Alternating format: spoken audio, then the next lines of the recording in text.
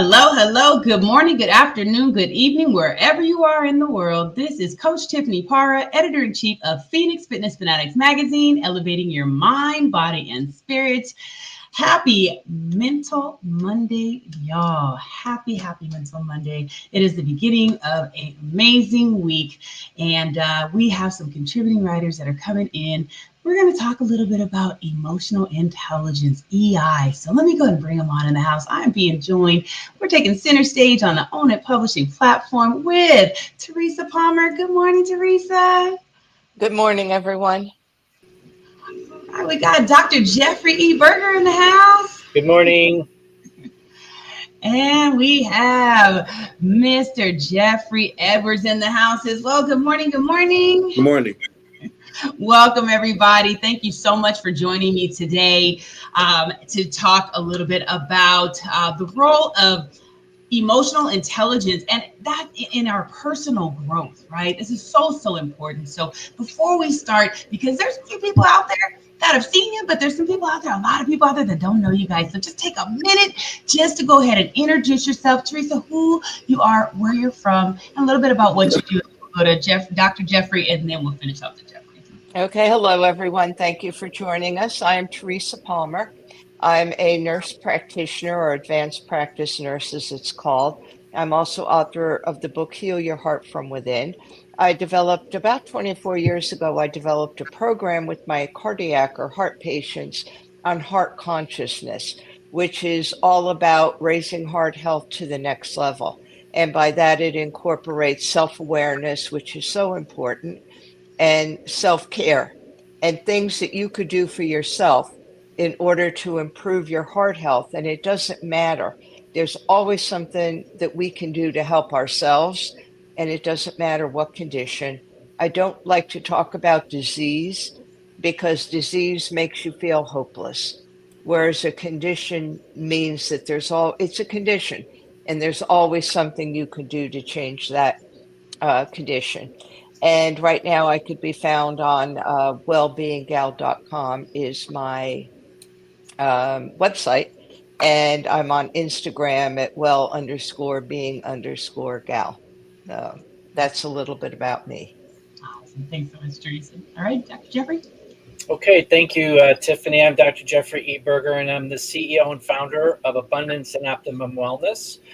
And as a certified health coach today, I'm really taking a finance-first approach to achieving all-encompassing personal well-being by embracing new ways to true wealth in the modern world.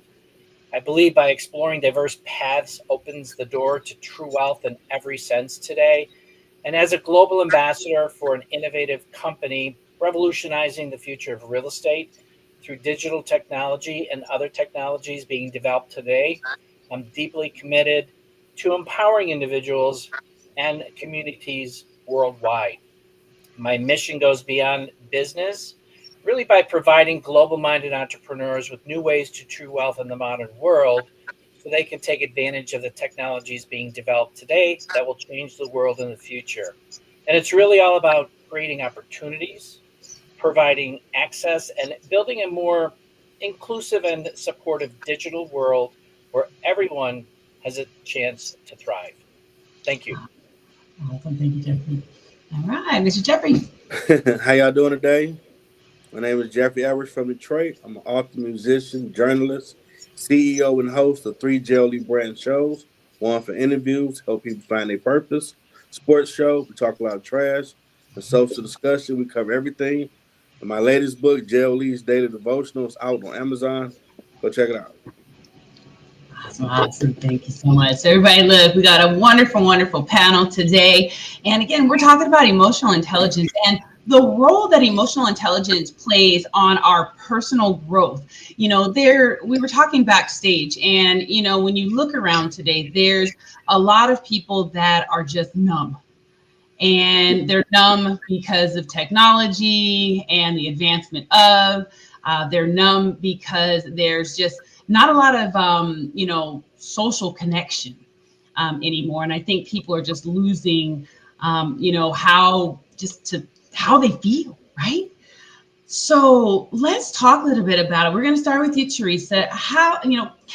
Can you explain what emotional intelligence is to you and why it's so important in today's world.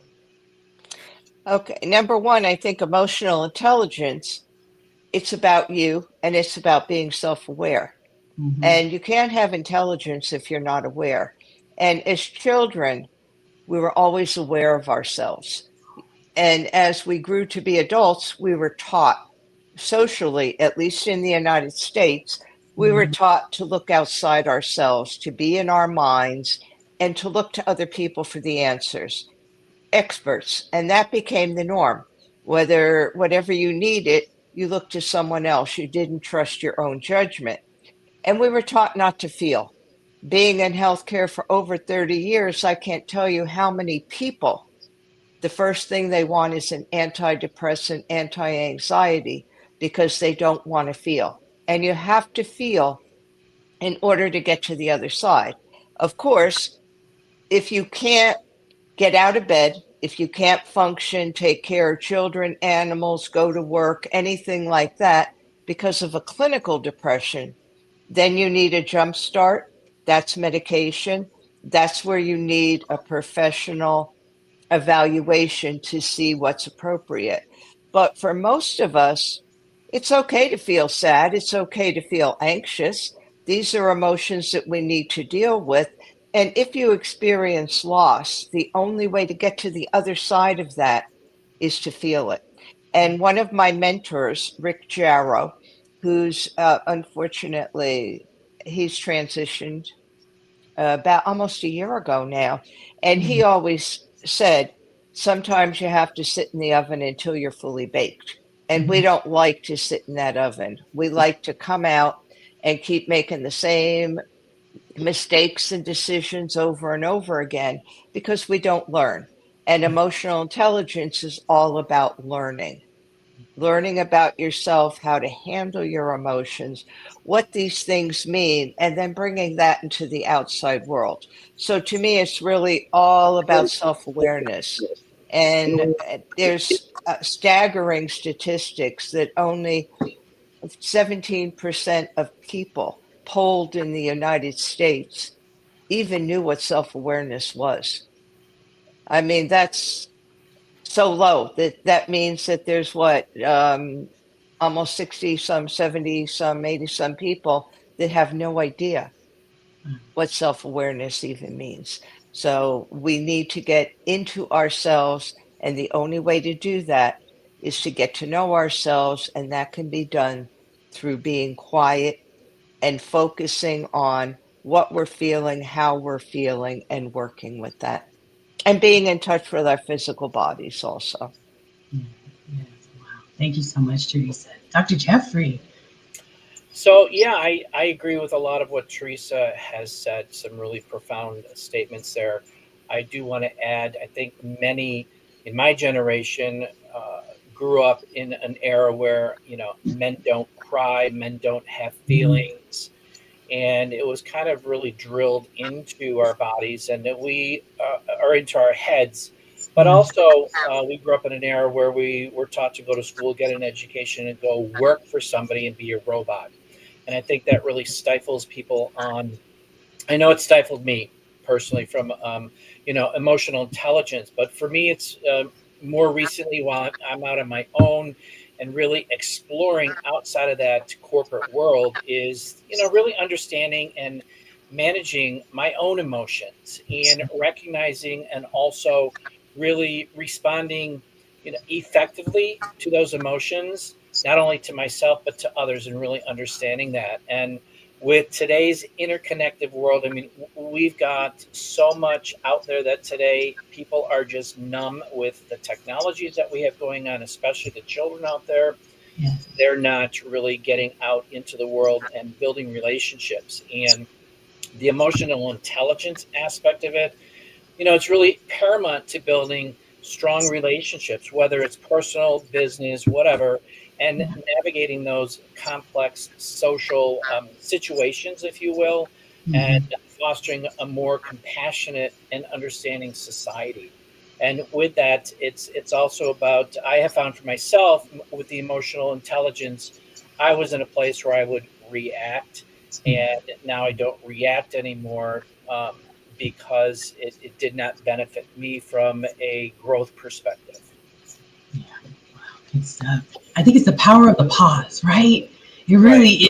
Like when you just pause for a second, it could just change that situation tremendously just from pausing and just going within for a second and just tapping into your own emotions. And you hit the nail on the head about like knowing your own emotions, because if you when you know your own emotions, you can manage the room.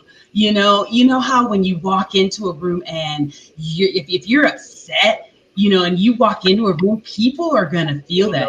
You know, when you're in a room and someone walks in and they're just nasty, Yeah. it's that energy, and you can Right. feel that. So it's really being able to be in touch with your own, having that emotional intelligence, right? So Right. then you can really manage, even as a leader and as a boss, right? When you have employees, when you have that emotional intelligence and you're happy and you are filled with gratitude, having that attitude of gratitude and not letting, all these things build up, right? Because when you let it build up, you explode, and Right. no one needs that. So that, oh man, Absolutely.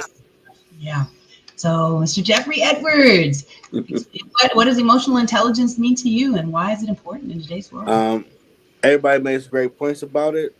I think it's being able to control your emotions to a degree, because life comes at us real fast, especially in today's world. Mhm. And if you don't, you will always be reactive. And if you can find some measure of balance, you can engage others and maybe help them. So I know being a Generation X, we were like in the middle of the old school and then the iPhone and TikTok world. Well, we adapted on the flash so we can keep navigating through all this. And we was coming up. We still did hear your boys don't cry, suck it up. I know your arm broke, but you're all right. Even though think about it now, that's kind of crazy. Yeah. Your arm is off your arm, but you're all right. You ain't hurt. So you screaming in your head like, "Oh my God, I'm in pain! Somebody save me!" Because you say it out loud, they're gonna talk about you. And now that's probably created a lot of deficient emotional men, where now mental health is a thing after COVID. Because we got to deal with those emotions. You can't just keep keeping them bottled up, because it's going to come out, and hope it can be more productive instead of unproductive. Best word. Yeah, absolutely. Absolutely.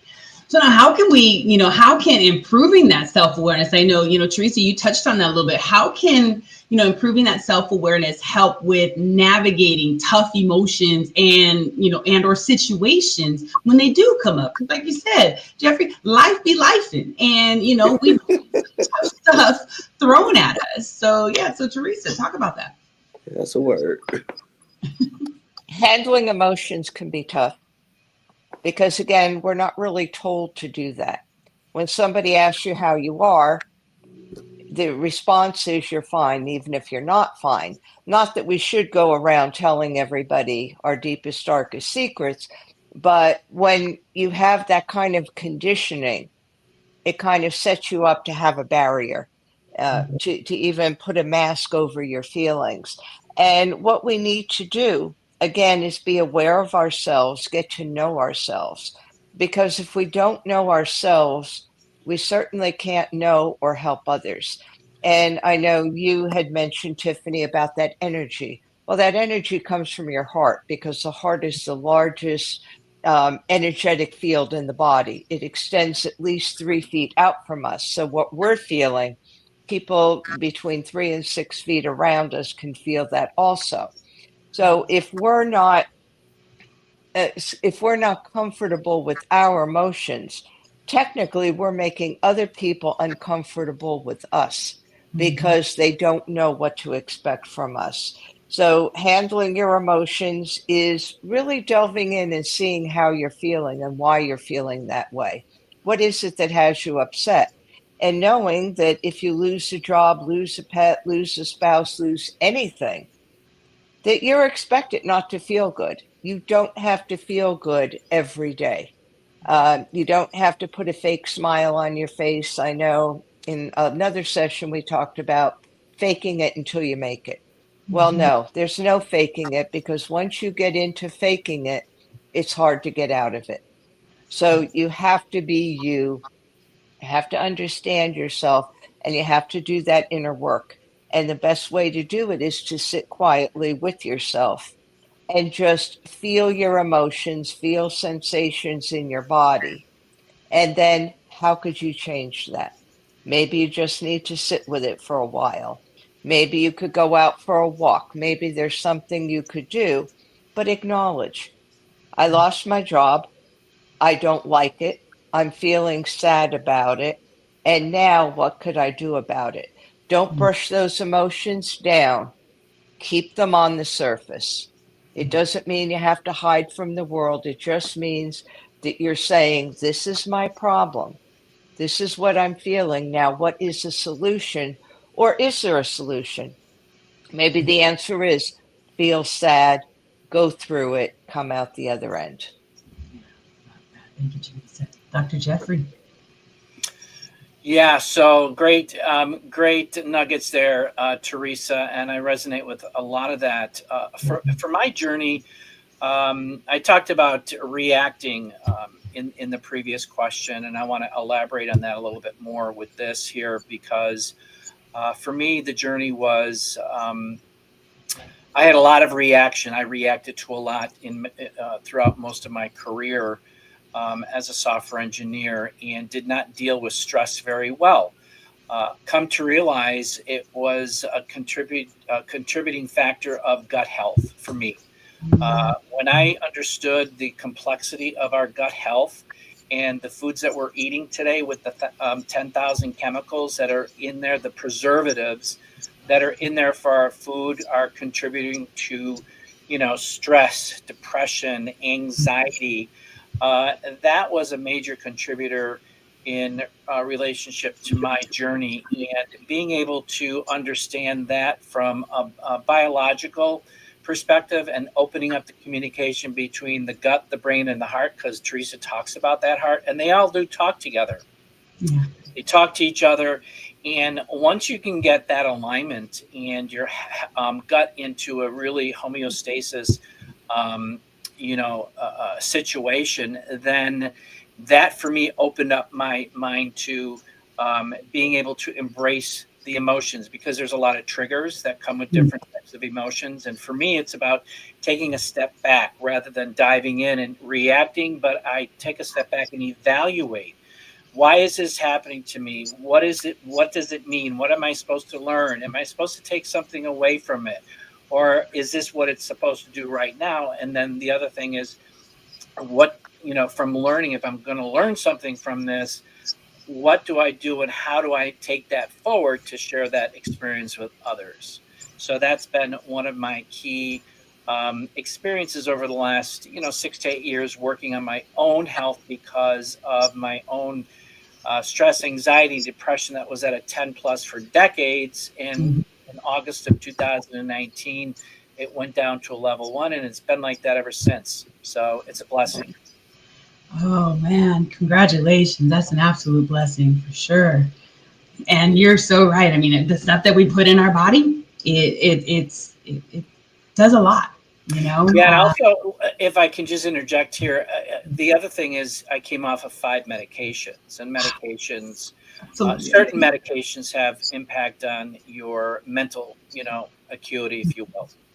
Yeah, no, absolutely. And you have to be able to know your body and like Right. Teresa's saying, being self-aware, right? Exactly. Because there's a lot of, when you are on a medication, you have to look at those side effects and things like that. There could be things, your body could be feeling some type of way. You could be feeling pains and things like that. And you're just thinking, oh, well, you know what? I worked out a little bit, or, oh, maybe I moved a little different or something. And that's it. But no, it's actually something else that's, a lot more serious than that. So exactly. Mr. Jeffrey. Yeah, it's interesting. We talking about this because I was laid off at the end of October last year, and I had to go through those different emotions and process what's the next move. It took a minute because you go from shock, anger, then you don't want to listen to the voice and say you ain't gonna make it, you're gonna be on the street. Like, nope, God got me. Shut up. To where, okay, this is what it is. What's the next move? Apply for the job, tailor the resume, get back to your content creating because I was kind of autopilot doing like I don't feel like doing none of this. But once you go through all those different emotions, you find a new game plan because you got to get to the other side of the room, and it might look real foggy and dark, but you got to deal with it to get to the other side. If anybody is dealing with that, you gotta go through it. There's no other option. You got to deal with it, but you can get to the other side. Yeah, absolutely, absolutely. So now having that EI, having that emotional intelligence, it really is it has a lot to do with how we develop relationships, right? So what are some of the simple ways to develop empathy and improve our interpersonal relationships? Teresa. Okay. Well, there's a difference between empathy and compassion. Compassion means I understand what you're going through and I can sympathize with it. Empathy means I'm feeling what you're feeling. And they're both good. But the problem that people run into with empathy is that they take on those feelings themselves and it gets stuck inside of them. It's an energetic exchange. So for me, I work in healthcare and I see everything from the best situations to the worst situations. I have compassion. I have compassion for my patients for what they're going through. Do I have empathy? Yes, I do have empathy, but I also have to guard myself with that because I can't get caught up in somebody's state, whether it be physical, emotional, spiritual, everything, because then I can't help them. Once you get too close to that situation, you lose all perspective. You become entangled and meshed with it. And that's sometimes, I think, what people run into a problem with spirituality because they get enmeshed into these situations and they lose their identity. And that, I think, is the downside. So, yes, there is a place for empathy, but you also have to know that you have to know your own boundaries. So, again, you have to know yourself. And there's always things that you could do. Like I know a lot of energy workers, and I do study some energy medicine, where you put a shield around yourself and that shield could either be a light, anything that you want it to be, and it surrounds you. So what I use is like they use for Star Trek when they beamed you up, Yeah. and it's like this film, and you put that around you, and that way it protects your energy so that you don't, for lack of a better word, get entangled or enmeshed with somebody else's energy. So it's important to have empathy, it's important to have compassion, but if you're dealing with empathy, know how to protect yourself from that energetic emotional response that gets triggered with the empathy. Thank you. Thank you, Teresa. Dr. Jeffrey? Oh, you're muted. Thanks. Sorry about that. Cultivating empathy for me has been a journey of active listening. During my career and being on those medications, it didn't really serve me in a way where I was actively listening because of the reactions that I had and not wanting to listen, but and not really wanting to listen to other people's perspective. It's like, well, that's your problem, and I don't want to hear it, and I don't want to understand it, type of thing. But since cleaning my gut, I go back to the gut again because it's a system that has just so much power. It's allowed me to taking a step back, all right, and looking at a bigger, broader perspective of the individual and kind of putting myself into their shoes, because then through mindfulness for me, and as well as self-reflection of the past and what I've gone through, I've been able to embrace and have an understanding of where they're coming from, because sometimes what they've gone through is what I've gone through. So I understand that. So by acknowledging our own emotions and biases through that journey, we can better understand and connect with the others by acknowledging and validating that they have their own emotions, and we resonate with that, rather than we embrace that rather than rejecting it and pushing it away from ourselves. Because for me, during my 8 to 10 year journey here, it's been a growing experience for me, and I'm very, very blessed and appreciative of getting introduced to that gut health aspect, because I don't know where I would be today. And I always reflect on going home for a holiday gathering. I have a twin brother, and I walked into the kitchen, take my reactive, take and do it 10 times. That's him. And he reacted. And I just looked, and I took a step back, and I'm like, oh my God, that was me like 2 years ago, 2 to 3 years ago. And that doesn't happen anymore. And that is, that's a game changer for sure. Yeah, so thank you. Wow, thank you. Good stuff. Thank you. All right, Jeffrey. For me, I've learned to compartmentalize, because some people's situations could be extreme, and the way they're emotionally dealing with it, it might require you to be that person they hug for a minute, or pray with, or whatever they need, or just listen. So you're there in that moment with them, but you don't stay there, because you, like, say, you can get lost in it. Because some of the stories you hear, like, whoa, I need a drink right now. I can't believe this happened to him. But you still trying to be helpful and be focused, so you don't walk away with all that on you. Like, I feel down. Yeah, because you just heard some stuff that is very bad, and you're trying to process. So everybody technique is different, but for me, if I compartmentalize, I'm able to take it off after I leave their presence and not have it stay with me. Good stuff. Good stuff. Thanks, Jeffrey. So, how do you guys recommend using emotional intelligence to maintain a positive work-life balance? I know we were talking about that a little bit in the background before we came on, and I shared a few things that I do, did myself with that work-life balance. And really, I mean, I kind of brought home, to work with me. And I just made sure that I lead by example. I always made sure I had a positive attitude, took time for myself, but also gave people a space. Especially as human resources, you want to give people a space to be able to just, if they need to cry, let them cry. If they need to, just get it all out. Just get it out. You need to cuss it up, whatever, just to get it out. Just get it out.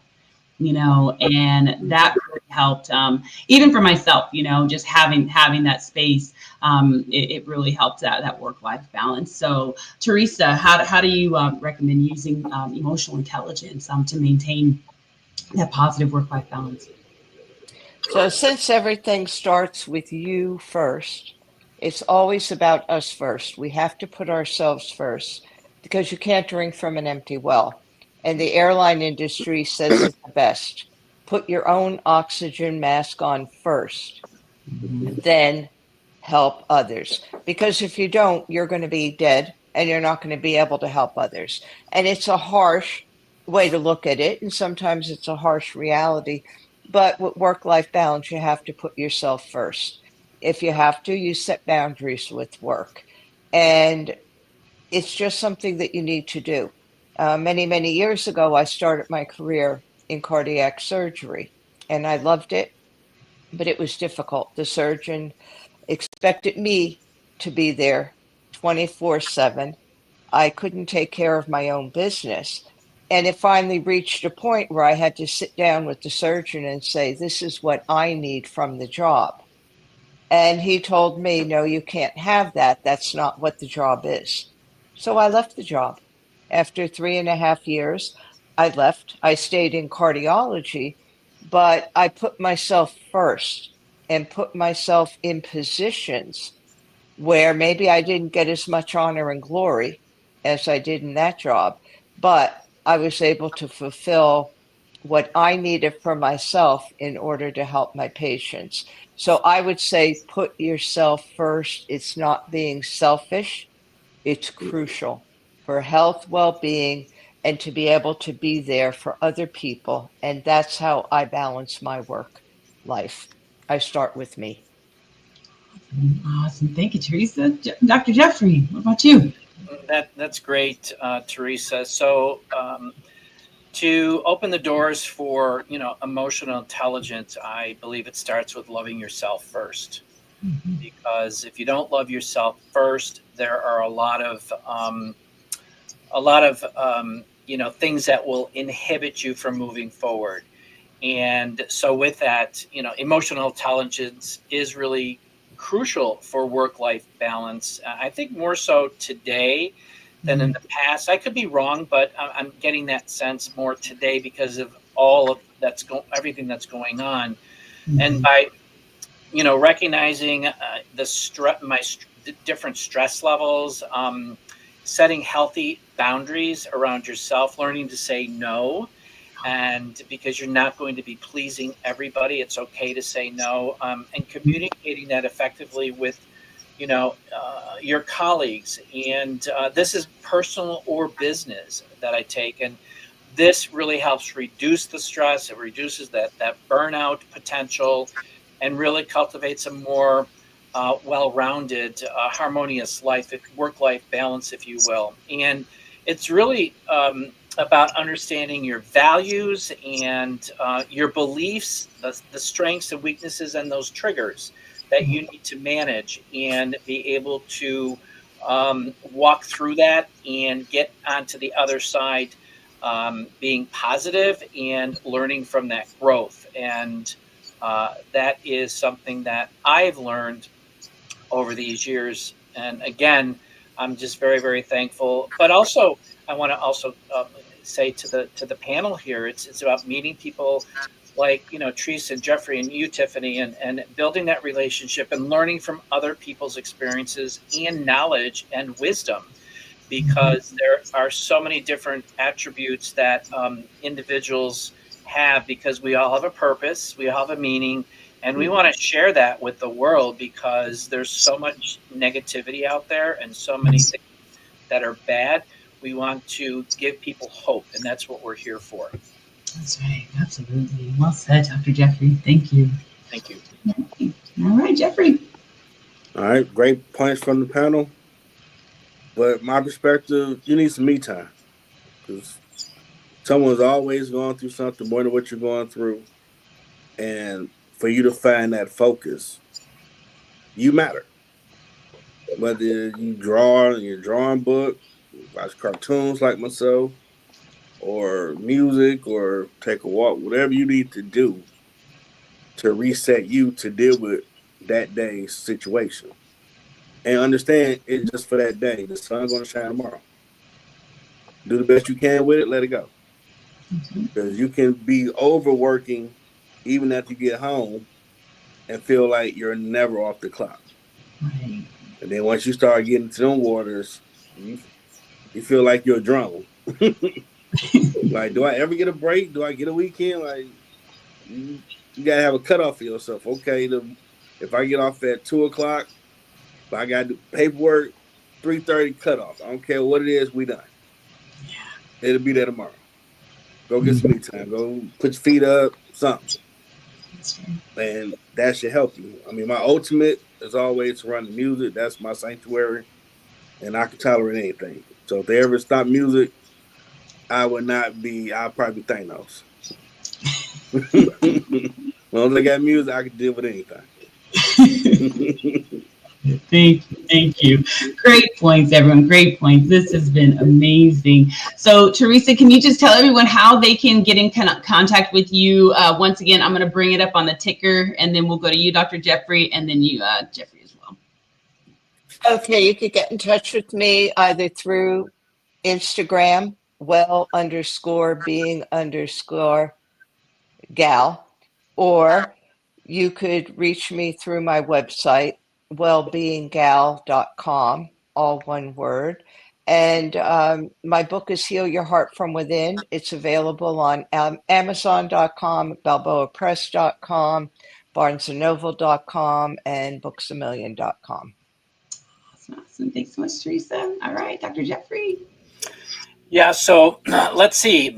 LinkedIn, Facebook, Instagram, TikTok, and YouTube. Just search for Jeffrey E. Berger or Dr. Jeffrey E. Berger. I don't think that's on TikTok or, So, and then just look for the bald dude. You'll find me. Awesome. Thank you, Dr. Jeffrey. All right, Mr. Jeffrey, go ahead.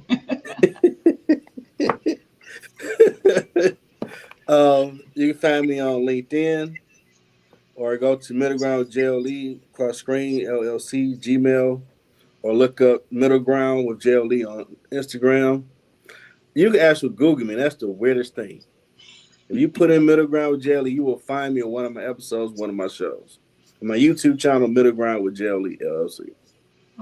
Awesome. Very good. Well, and you can also find everyone on Phoenix Fitness Fanatics in the magazine. Jeffrey, Dr. Jeffrey was our January cover guy. So this is his third year, 3 times. That's a 3-peat, y'all. So thank you, Dr. Jeffrey, for gracing us once again with an amazing cover. You are amazing. Just watching your journey through, this last couple of years has just been awesome. And, you just add so much value out there. And again, you guys got to check him out. Check everyone out here. Check Teresa out. Check Jeffrey Edwards out. Subscribe to Phoenix Fitness Fanatics magazine. Just go to Phoenix Fitness Fanatics mag2021.com and get your subscription there. And you can also, you can Google me if you want to Google Coach Tiffany Parr. You'll see a whole lot of stuff out there between Phoenix Fitness Fanatics, Own It magazine, which is our parent magazine, Own It magazine and publishing. So there's a lot of information out there for all of you all to just be able to dive into and become the best version of yourself. So we want to thank you all for joining us today. We love you so much. Have an amazing week, and we will see you guys next time. Take care, everybody.